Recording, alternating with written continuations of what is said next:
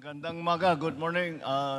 Andito ngayon tayo. Ito, bubuksan natin itong section which is about 4.5 kilometers. Yung dating kalahating oras ng biyahe ay magiging 5 minutes na lang, 6 minutes. Kaya malaking bagay ito. At hindi lang kasi mabibilisan ay dahil ma-relieve din ang traffic. At tinitignan namin doon sa mapa ay yung inaantay natin ng matagal na galing dito sa Silang hanggang Kawit na. Yung dati mga 2 oras, magiging kalahating oras, 45 minutes na lang.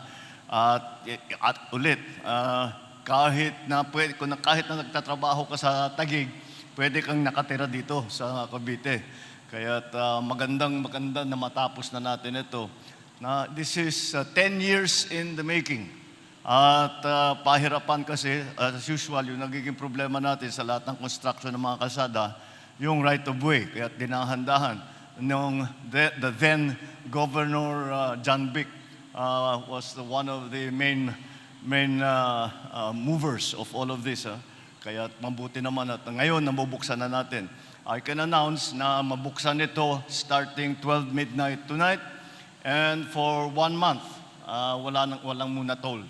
So, yung ating mga kababayan, gamitin po ninyo, makita ninyo, maramdaman ninyo na ang malaking ginhawa na dinadala nitong mga ganitong malalaking project.